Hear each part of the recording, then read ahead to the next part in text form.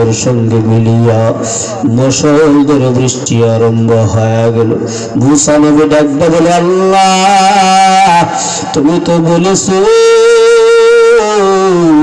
আল্লাহ সিরিয়ার জমিনে বৃষ্টি দিবা না, এই মজলিসের ভিতরে 40 বছরের নাপাক যতক্ষণ না বাহির করবো আল্লাহ বৃষ্টি দিবা না। ও দয়ার মালিক আল্লাহ এখন তো মুষলধারে বৃষ্টি আরম্ভ হয়ে গেল। ও আল্লাহ আমাকে কেন এতগুলা মানুষের সামনে বেয়াজ্জতি করলেন আল্লাহ? আমার আল্লাহ ডাকতে বলেন, মুসা সাবধান সাবধান মুসা, আমি যখন তোমার উম্মতের ব্যাপারে নালিশ করেছিলাম তুমি তো তোমার উম্মতের ব্যাপারে একবারও আমি আল্লাহ তাআলার দরবারে কমার প্রার্থনাও নাই। ও মুসা ওই বান্দাটা আমি আল্লাহ ছাড়া কেউ নাই, ওই বান্দা আমি আল্লাহকে আল্লাহ আল্লাহ বলে বারবার ডাকতেছি। ও মুসা ভালো করে বুঝিয়া নাও, ওই বান্দার আমি আল্লাহ ছাড়া কেউই নাই, কেউই নাই। বান্দা যদি আমি আল্লাহকে ডাকিয়া ওই বিপদ থেকে না উদ্ধার হইতে পারে, ওই বান্দাই বলবে আল্লাহ কি এত ডাকা ডাকলাম, আমার আল্লাহ আমার উপরে রহম করে নেই। ও মুসা ভালো করে বুঝিয়া নাও, ওই বান্দা আমি আল্লাহকে আল্লাহ তাআলার দরবারে ক্ষমার প্রার্থী হয়েছে, কান্না করতেছেন আর কাকুতি আর মিনতি করতেছে। বান্দার চোখের পানি আমি আল্লাহ সহ্য করতে পারি না। ও মুসা যেই বান্দার জন্য আমি আল্লাহ সিরিয়ার জমিনে বৃষ্টি বন্ধ করে রেখেছিলাম, সেই বান্দার জন্য সিরিয়ার জমিনে আমি আল্লাহ বৃষ্টি দান করলাম। এ জীবনে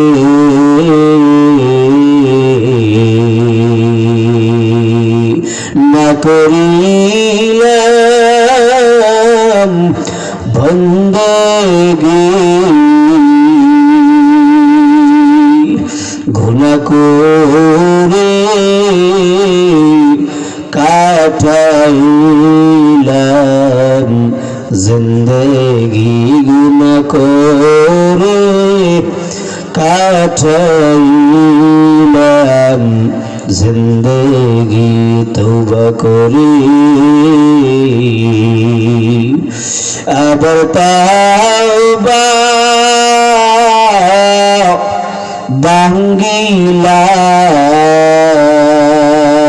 ভাঙ্গিলাম, তওবা করি আবার তাওবা ভাঙ্গিলাম, অবশেষে কাটি তওবা করিলাম, অবশেষে কাটি তওবা করিলাম। ও যুবক সন্তান, ও এলাকার বৃদ্ধ বাবাজিরা, অনেক কষ্ট করে শীতের মধ্যে বসে আছেন। ও যুবক, ও বৃদ্ধ বাবাজি, আপনি আমার মতো কত মানুষ কম্বলে গায়ে দিয়ে ঘুমায় আছে, কিন্তু আপনি আমার ঘুম হয় না একমাত্র মাওলার পাগল।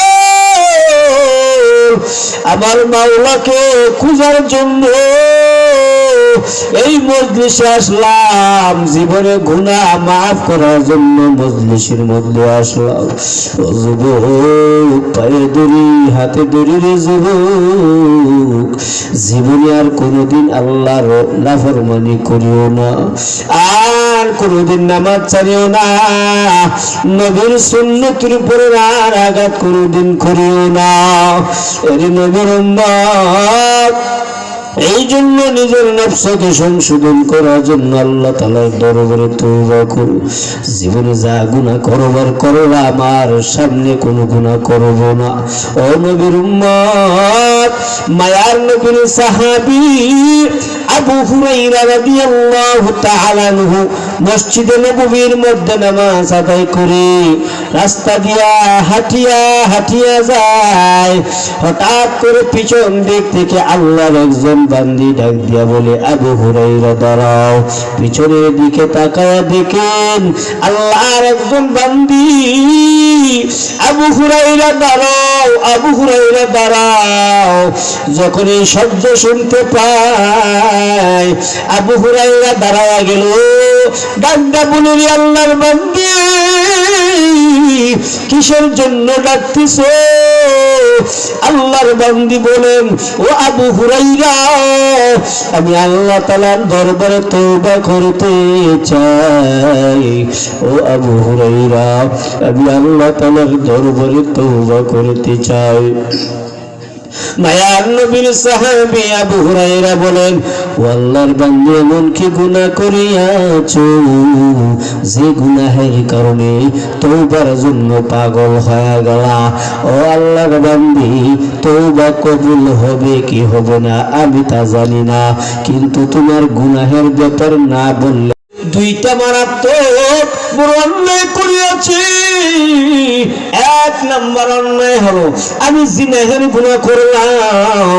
দুই নম্বর অন্যায় হলো আমার একটা শিশু বাচ্চা ছিল, কুলের সন্তানকে হত্যা করে ফেললাম। ও মায়ার নবীর সাহাবী, এখন আমি আল্লাহ তাআলার দরবারে তওবা করতে চাই। আমার তওবা আবার আল্লাহ কবুল করবে কিনা? মায়ার নবীর সাহাবী বলে, রে আল্লাহর বান্দি, না না, অনেক বড় অন্যায় করিয়াছো, অপরাধ করিয়াছো। তোমার তওবা আমার আল্লাহ কবুল করবে না। ও আল্লাহর বান্দি, যাও, তুমি একজন জাহান্নামের আসামি। এই কথা শোনার পর আল্লাহর বান্দি মদিনার গলিতে গলিতে দৌড়ায় আর বলে, আমার মতো জাহান্নামের আসামি মনে হয় আর কেউই নাই।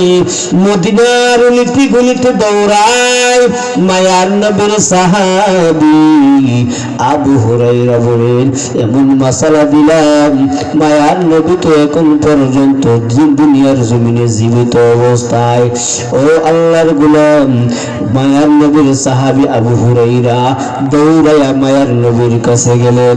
পয়গম্বর, আল্লাহর একজন বান্দি তওবার জন্য এসেছিল। সব ঘটনা খুলে বলার পর মায়ার নবীর চেহারা মুবারক লাল হয়ে গেল আর বলল, আবু হুরায়রা, এত বড় অন্যায় করিয়াছো, অপরাধ করিয়াছো। ও আবু হুরায়রা, তোমার কি আল্লাহর কোরআন পড়ে দেখো না? আল্লাহর কোরআনের মধ্যে কি বলিয়াছেন? লা তাকুনাতু মির রাহমাতিল্লাহ, ইন্নাল্লাহা ইয়াগফিরুয যুনুবা জামিআ, ইন্নাহু হুয়াল গফুরুর রাহিম।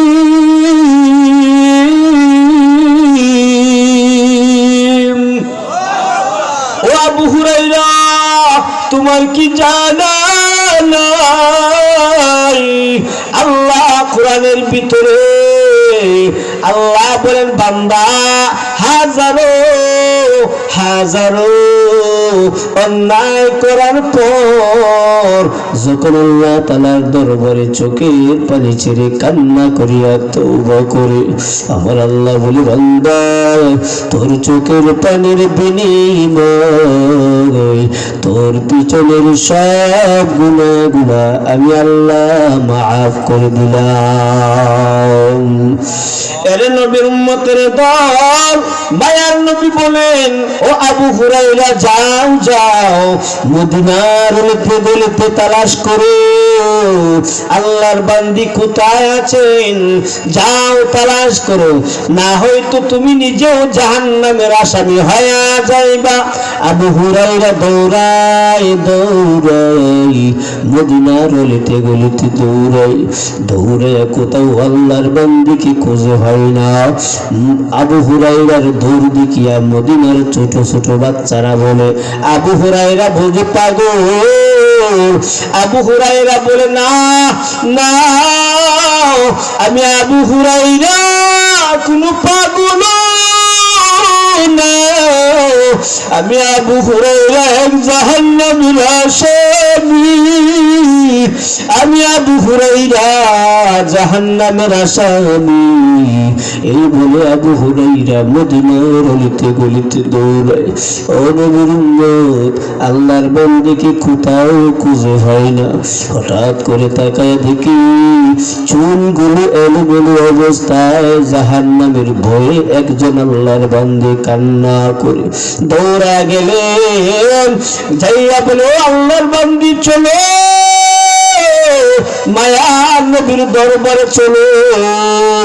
মায়ার নবীর দরবারে নেওয়ার পর আমার মায়ার নবীর সাহাবী আবু হুরায়রা আল্লাহর বান্দি দুজনকে বসাইয়া তওবা করাইয়া বললেন, এই মুহূর্তে তোমাদের দুজনের তওবা আল্লাহ এই মুহূর্তে কবুল করিয়া তোমাদের পিছনের সব গুনাহগুলো মাফ করে দিয়েছি।